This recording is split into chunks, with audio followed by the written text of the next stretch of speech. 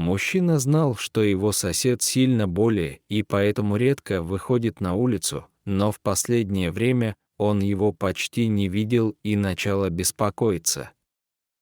Мужчина знал, что у соседа есть собака, раньше он гулял с ней, а теперь пес живет в сарае и, как и его хозяин, почти не появляется на улице. Проверять животное мужчина пошел с парой грумеров.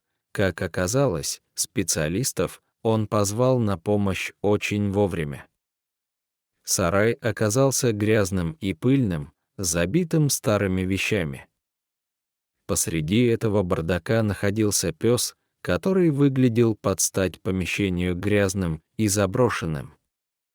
Было заметно, что пес болен, но хуже всего выглядела его шерсть, которая представляла собой многочисленные колтуны, висящие на животном неподъемным грузом.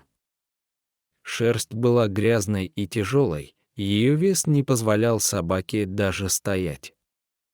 Мужчина и его спутники вызвали за спасателей, которые помогли остричь собаку. Сложно даже описать те условия, в которых жил этот пес, увидеть такое можно только в фильмах ужасов.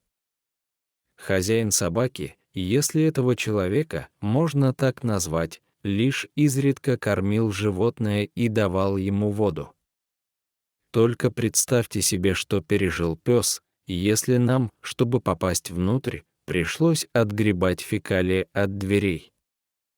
Этот пес давно не видел неба и не гулял, он даже свежего воздуха не знал, написали за спасателя. В первую очередь пса освободили от колтунов и обрили. Во время стрижки собака нервничала, но волонтерам удалось успокоить ее и завершить столь необходимую процедуру. По мнению грумера, помогавшего со стрижкой, к псу никогда раньше не прикасался человек, но очень скоро он принял заботу и оценил поглаживание. Привыкнуть к людям ему помог и тот факт, что волонтеры сразу начали предлагать животному угощение.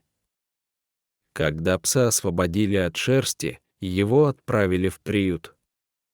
Собаку назвали Лазарем. Ветеринары нашли у него ряд заболеваний, среди которых и опухоли. Лечение и забота помогли псу преодолеть все проблемы.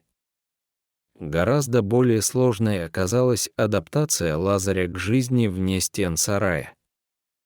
Даже для того, чтобы пес научился ходить, потребовалось время.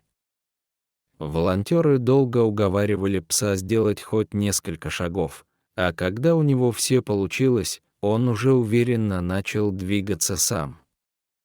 Благодаря заботе и правильному питанию Лазарь начал поправляться, а также он понял, что может доверять людям.